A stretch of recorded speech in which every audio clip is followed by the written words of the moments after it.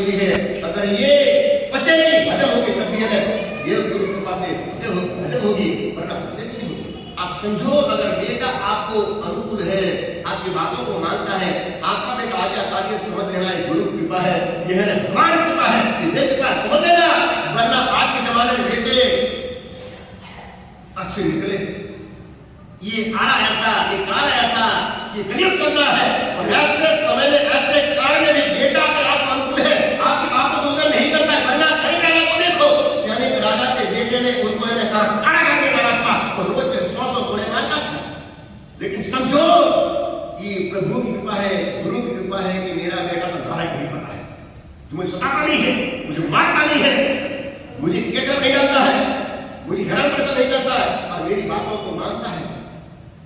और कभी ये भी सोचना कि पत्नी मेरी कितनी अच्छी है, मेरी पत्नी कितनी अच्छी है, ये प्रभु की मेहरबानी है, गुरु के आशीर्वाद है। इसका नहीं हो सकता है कि सूर्यकांता रानी ने परदेशी राजा को जहर देकर मारने का काम किया, खत्म किया था अपने पति को, उसकी पत्नी ने राजा को जहर देकर मारने का पाप किया था, और आज इस कारण मेरी पत्नी ऐसी नहीं निकली और मुझे मारा नहीं, मुझे जान से मारा नहीं, थोड़ा कष्ट में सताए कोई बात नहीं चलेगा, लेकिन मारा तो नहीं है, कुछ तो अच्छी है, ऐसा समझ लेना। ये देव गुरु की कृपा की बिना जीवन में आप में जो सुख दिखाई पड़ता है, अच्छी दिखाई पड़ती है, वो दिखना मुश्किल है। इसलिए हमेशा देव गुरु को याद रखना, जीवन में जो कुछ साकाकारी शांति वाला, जो सुधाकारी जो कुछ भी हो रहा है, हमेशा याद रखना, क्या बोलना, देव गुरु हमेशा यही बोला जाता है, हमेशा यही बोलना चाहिए। अपनी बात है मंगल की, प्रभु की विवेचन की, ये प्रभु इतने महान क्यों है, ये परमात्मा इतने सर्वोच्च क्यों है, हम क्यों उनको माने, हम क्यों उनको भजे, हम क्यों उनकी पूजा करें, हम क्यों उनका ध्यान करें, क्या लेना है, क्या करना है, और ये सब करके क्या प्राप्त होगा, क्या हासिल होगा। करते जाने से काम नहीं होता, लेकिन जब पहचान होगी, जब जाओगे, तब पता चलेगा, मालूम पड़ेगा, इसलिए वंदनीय है, इसलिए सब देह है, इसलिए पूजनीय है।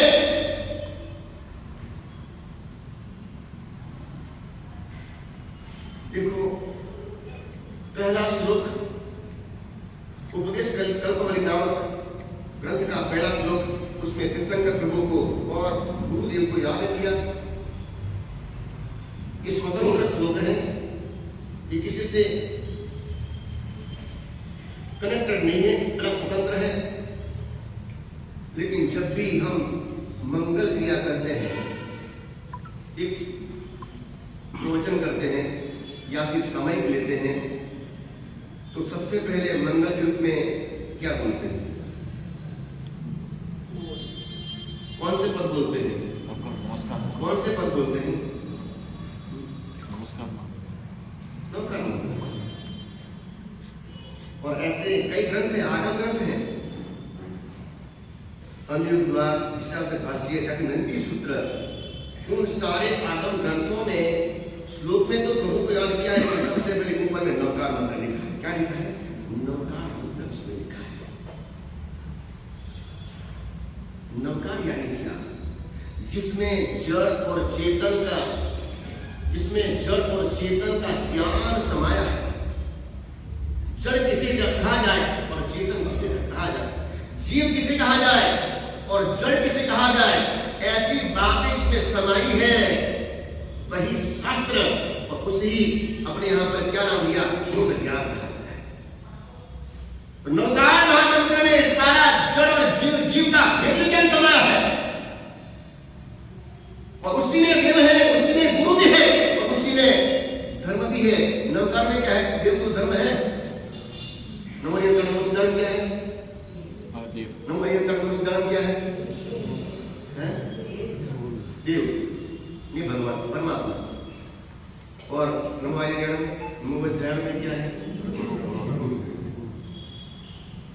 उसके बाद में ये मालूम पड़ा कि पहले दो पंक्तियां, दो पद है, एक देव की है, बाकी पंक्तियां क्या है? गुरु की है। लेकिन उसके बाद में धर्म का है। धर्म है इसमें, धर्म है, धर्म है। ऐसो पंच नमोकारो क्या है, इन पांचों को किया गया नमस्कार। ये नमस्कार क्या है, वंदन क्या है, ये धर्म है, झुकना धर्म है, अहंकार को तोड़ना धर्म है, श्रेष्ठ आत्माओं को वंदन करना, झुकना, समर्पण करना, अपने को नमाना, ये क्या है, धर्म की बात है। सबको पापों का सुनो, नमस्कार से क्या, क्योंकि पापों का नाश, कितने पापों का, सभी प्रकार के पापों का नाश। ये चार पंक्तियां ऊपर की 5 पदों की, 5 पदों के पद है। नवोरे सुप्रसारण तक क्या है, देव और भू है, लेकिन बाकी 4 पद है, 4 चुलिका, इसे शास्त्र में चुलिका कहा गया है, चुलिका नाम दिया है। तो 4 इन पदों में क्या है, धर्म निहित है, धर्म समाया है। लेकिन सबसे पहले अरिहंत यानी देव को, बीच में गुरु और अंत में क्या है, नवकार मंत्र में भी अंत में धर्म है।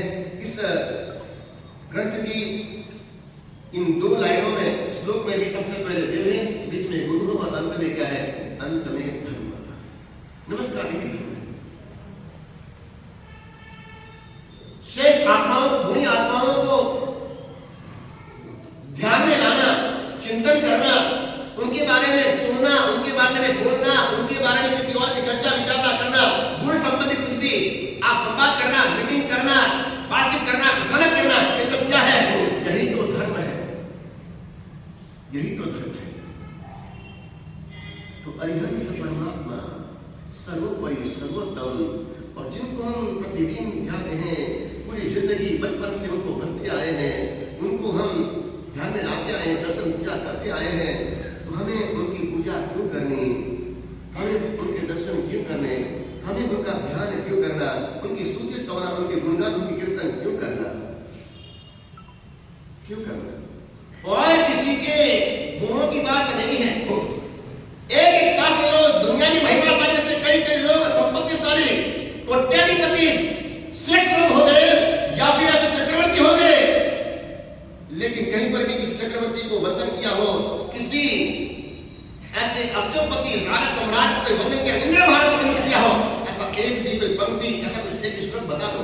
हाँ, इंद्रों ने जिनको वंदन किया है, ऐसे बहुत सारे श्लोक मिलेंगे, चक्रवर्तियों ने जिनको वंदन किया है, नमन किया है, ऐसे ऐसे प्रसंग, ऐसे श्लोक, ऐसी पंक्तियां, ऐसे सूत्र आपको कई मिलेंगे।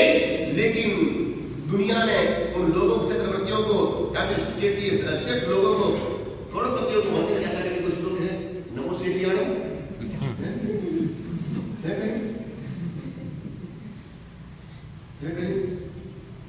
नमो कोट्याधिपत्याणम, कहीं पर भी नहीं मिलेगा। ऐसा है नहीं, ऐसा होता ही नहीं है। जहाँ त्याग है, जहाँ गुण है, जहाँ महिमा है, वहां वंदन होता है, वहां नमस्कार होता है।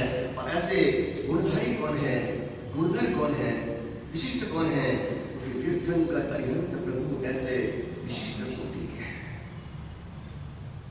कल हम कितने प्रकार की विशेषताएं उनके संबंध में जान करके गए, समझ करके गए। कहते हैं कि कैसे उनकी विशेषता क्या, विशेषता क्या, क्योंकि जन्म से 3 ज्ञान के धारक,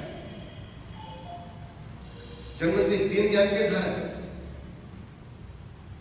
लेकिन आप कहेंगे कि देवता भी होते हैं ना, उनको भी ज्ञान होता है ना, फिर क्या होता है, भोग के स्वभाव से होता है।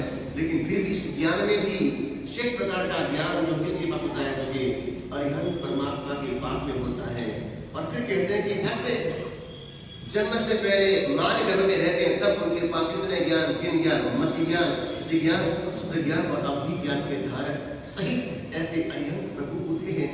और वो पंक्ति आती है अरिहंत बनना वाले की ने जन्मता पहला 64 इंद्र जयने बंदता एवा प्रभु अरिहंत ने पंचांग भाग जन्म से पहले अभी रोज संसार का इनका जन्म नहीं हुआ है, उससे पहले इंद्र क्या करते हैं, क्योंकि उनको वंदन करते, उनको प्रणाम करते, उनको नमस्कार करते हैं।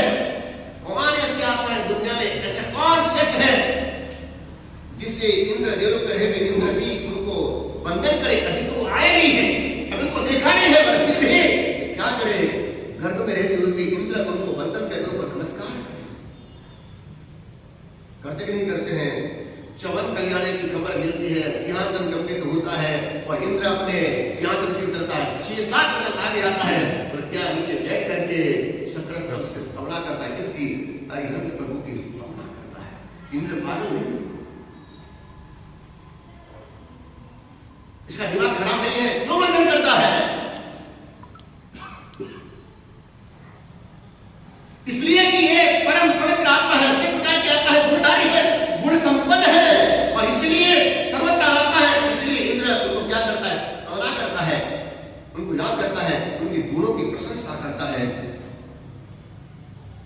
फिर कहते हैं इतना वैभव मिलता है उनको, जन्म से ही इतना सारा वैभव मिलता है और इतना सारा वैभव मिलने के बाद में भी क्या उनको जरा भी कोई दिखाने की बात नहीं, कोई घमंड की बात नहीं, कोई कुछ भी नहीं कि मेरे पास में इतना ऐश्वर्य है, इतने अतिशय मेरे पास में है, ऐसे विशेषता मेरे पास में है। कभी छलकते हुए प्रभु दिखे आपको?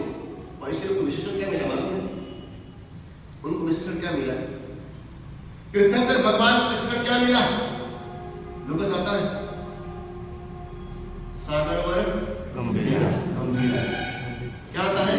सागर वर गंभीरा, सागर जैसे गंभीर। सागर में छलकता नहीं है, वो रत्नाकर है, रत्नों का भंडार है, जल का जलराशि का भंडार है, लेकिन कभी समुद्र जो है कभी भी छलकता नहीं है, कभी भी अपना दिखावा नहीं करता है। प्रभु तो सागर वर गंभीरा है। हम सरोवर गंभीरा तो बने, कम से कम सरोवर गंभीरा तो बने। सागर ऐसे गंभीर, गंभीर ऐसे प्रभु को बजने वाले, प्रभु देखने वाले, उनका ध्यान करने वाले, और हम छलके थोड़ी सी विशेषता मिल गई, रूप अच्छा मिल गया, मेरे साथ कोई नहीं, थोड़े पैसे मिल गए, मेरे साथ कोई पैसा मांग नहीं, एक सारी विस्तार जा रही ना, आपके बारे में किसी के पास में नहीं है। देखो एक मोबाइल आईफोन आ गया ना, मेरे घर में पहली बार मिलेगा, कितने खिलाफ है। और प्रभु की कैसी विशेषता, किसी के पास में ऐसा अद्भुत अद्भुत वैभव उस प्रभु के पास होगा, लेकिन फिर भी प्रभु कैसे कि जरा भी घमंड नहीं, जरा भी दिखावा नहीं, जरा भी इन सिद्धियों से